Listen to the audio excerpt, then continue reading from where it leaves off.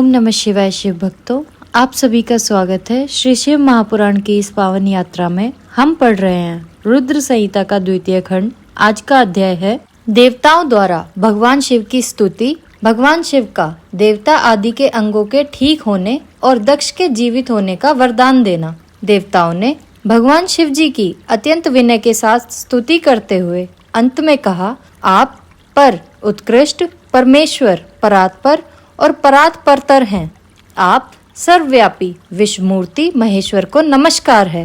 आप विष्णु कलत्र, विष्णु क्षेत्र, भानु, भैरव, शरणागत वत्सल, त्र्यंबक और विहरणशील हैं। आप मृत्युंजय हैं।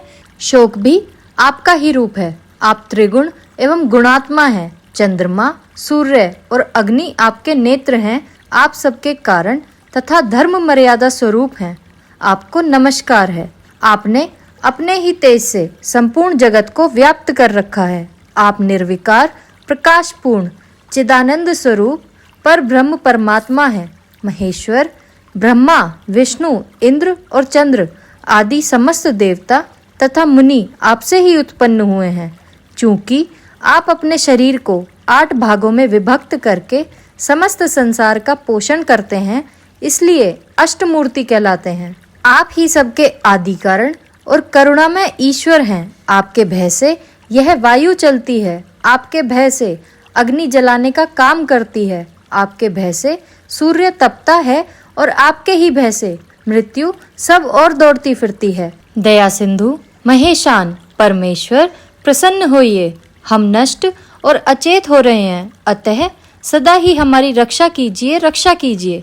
नाथ करुणानिधे शंभु, आपने अब तक नाना प्रकार की आपत्तियों से जिस तरह हमें सदा सुरक्षित रखा है, उसी तरह आज भी हमारी रक्षा कीजिए। नाथ दुर्गेश, आप शीघ्र कृपा करके इस अपूर्ण यज्ञ का तथा प्रजापति दक्ष का भी उद्धार कीजिए।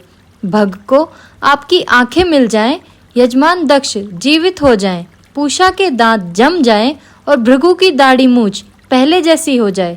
शंकर आयुधों और पत्थरों की वर्षा से जिनके अंग भंग हो गए हैं, उन देवता आदि पर आप सर्वथा अनुग्रह करें, जिससे उन्हें पूर्णतः आरोग्य लाभ हो। नाथ यज्ञ कर्म पूर्ण होने पर जो कुछ शेष रहे, वह सब आपका पूरा पूरा भाग हो। रुद्रदेव, आपके भाग से ही यज्ञ संपूर्ण हो, अन्यथा नहीं।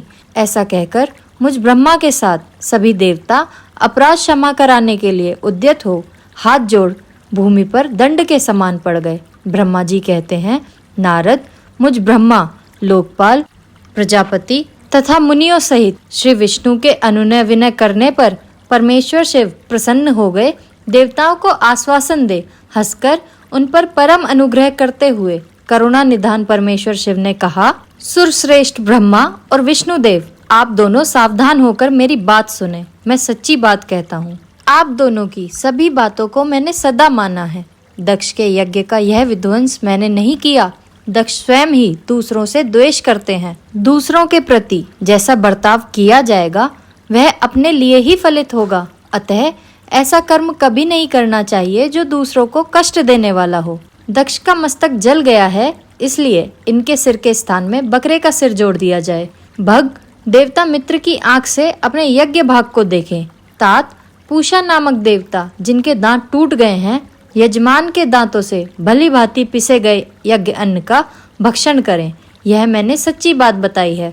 मेरे विरोध करने वाले भृगु की दाढ़ी के स्थान में बकरे की दाढ़ी लगा दी जाए। शेष सभी देवताओं के जिन्होंने मुझे यज्ञ भाग के रूप में यज्ञ की अवशिष्ट वस्तुएं दी हैं, सारे अंग पहले की भांति ठीक हो जाएं। अधर्व्यू आदि याज्ञिकों में से जिनकी भुजाएं टूट गई हैं, वे अश्विनी कुमारों की भुजाओं से, और जिनके हाथ नष्ट हो गए हैं, वे पूषा के हाथों से अपना काम चलाएं।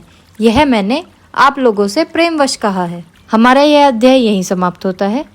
कल हम पढ़ेंगे शिव का दक्ष को जीवित करना। वीडियो को लाइक और चैनल को सब्सक्राइब करें, इससे हमें इस ज्ञान को दूसरों तक पहुंचाने में मदद मिलती है। हर हर महादेव।